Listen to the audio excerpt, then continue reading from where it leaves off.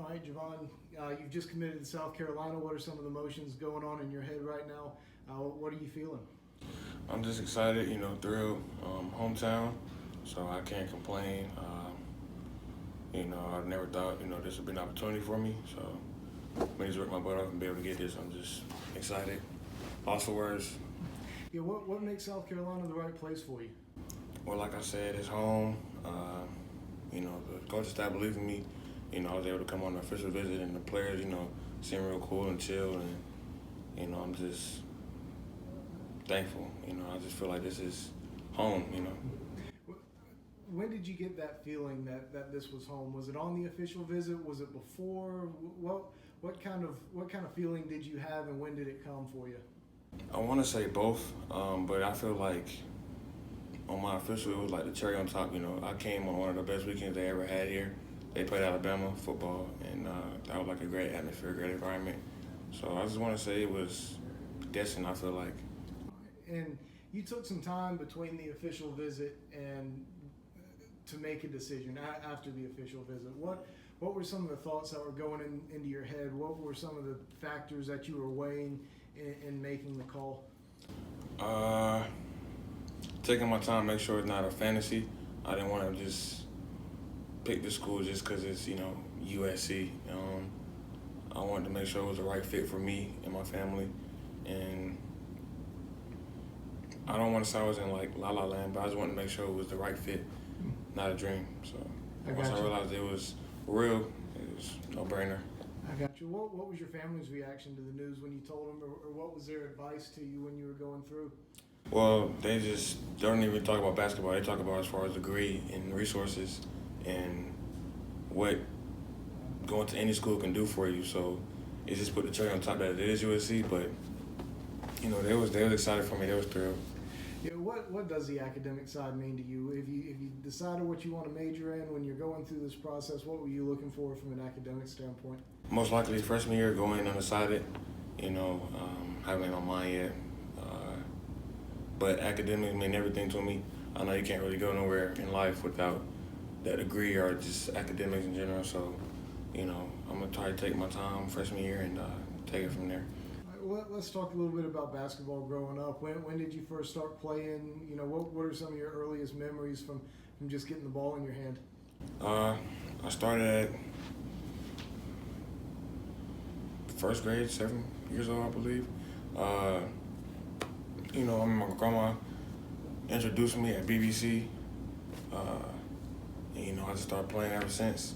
And I started playing AU, 6th, 7th grade with the Columbia Nuggets. Then 10th grade, I went to the Carolina Wolves. 11th grade, stayed with them. Second half, I went to Upward Stars. It was a crazy ride for me leading to this point. So. When did you figure out that you were pretty good at this sport? Was there a moment when you kind of realized? I'm old, so I don't want to answer that question, but I feel like I was good enough to play Division I ball, like I would say like 10th, 11th grade year.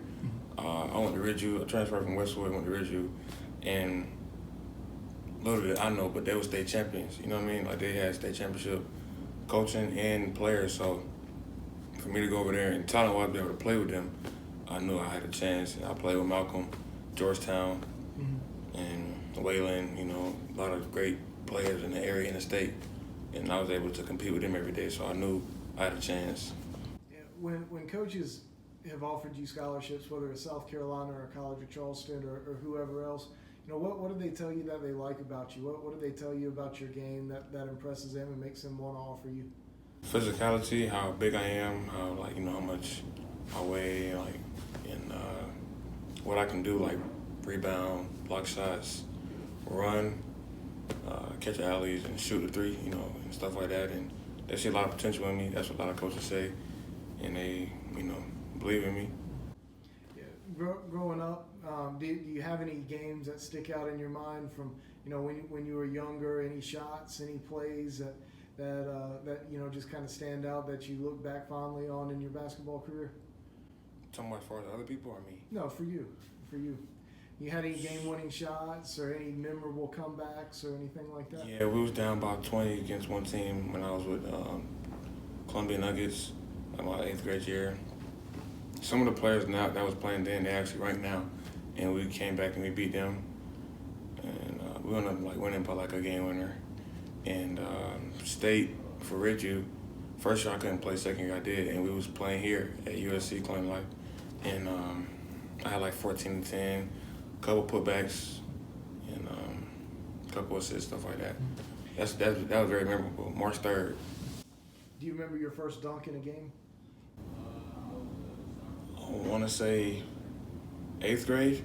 Rim gaze. I rim gaze though. At Dent Middle School, I think I played against Lone Leaf, and like it was like a fast break. I remember dunking. What was your reaction there in that moment? Obviously, you knew you could dunk. You've been doing it in practice, but Yeah. finally get in the game. What was that like? I was like, wow, and I was just shocked, and of course everybody was pushing me, congratulating me, but I was like thinking, wow, I really made that. That's tough. Yeah, and now at Ridgeview, as you mentioned, you got a really good team. You got a good supporting cast around you. You play with good players. You mentioned Malcolm. Now Tyler Rice is on your team, and some other guys. What does it mean to be a part of that program, and what does it mean for you to compete with those guys every year? How have they helped you develop at Ridgeview? Well, I want to start off with Malcolm. When I first got there, he was there. I feel like he was very underrated, like prospect and like talent-wise. So he didn't care about scoring and averaging 20. He just cared about running the floor and doing what's best for the team. And as a sophomore, my mentality was scoring and having like the bright lights on me. And like he kind of taught me like that's not the way. And I kind of like took on from that. And I feel like he helped me out my junior year when I was there, when we was able to play together. And yeah, it was tough. I want to say Tyler and Sincere, they made me work my butt off a lot when it comes to like drill work, when it comes to like dribbling the ball and doing moves like that, because I'm trying to work on like my whole game, not just being a post player. And stretch force, so Okay.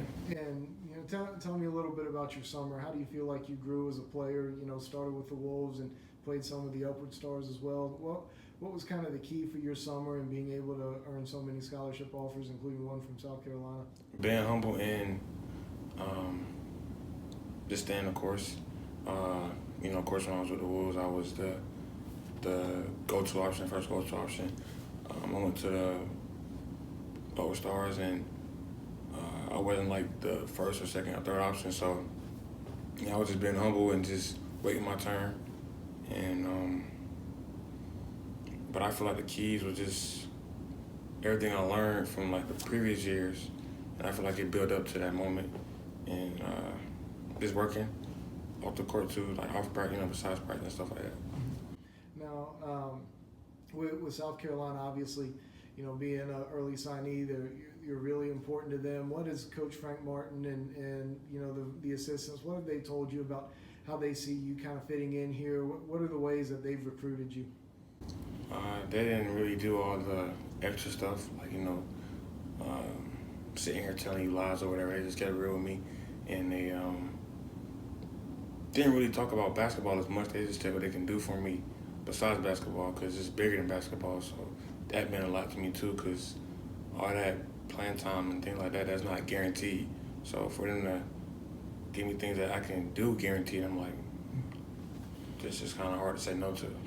Yeah, and you've grown up here, been around this program a little bit, watched them some, know what Frank is all about. How do you feel like you fit in just from watching from afar? I feel like I fit in pretty well. It's not like they're guard-oriented or big man-oriented. They play basketball, and I feel like that's a school I need to go to. I feel like it's a system, but what school is not a system, so, I just feel like he coach people hard. That's probably like something that may back people away, or shy people away, but I'm not that type of person. I feel him. So. And you're the second commitment of the class, Patrick being the first guy. You played with him some this summer. Yeah. How much you know about him? How do y'all complement each other on the court? Just what do y'all bring to the class together? Just bigs that can work hard, or not necessarily bigs, but just players that can work hard, and I feel like chemistry between me and him alone, I feel like that's gonna be tough. When I was with Stars, I was in a hotel with him and PJ, so you know, I feel like chemistry is gonna be pretty good.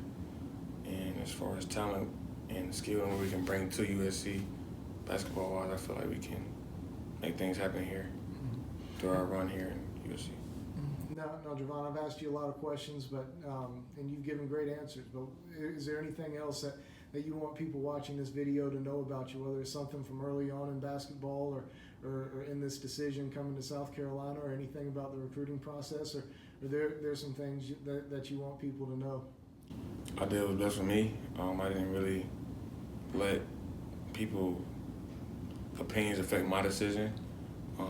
Of course, I heard it, but I just did what was best for me, and I don't really have nothing else to say. I just let my game and like how I act as a person speaks for itself. Because I feel like everybody's gonna talk, but you know, it is what it is.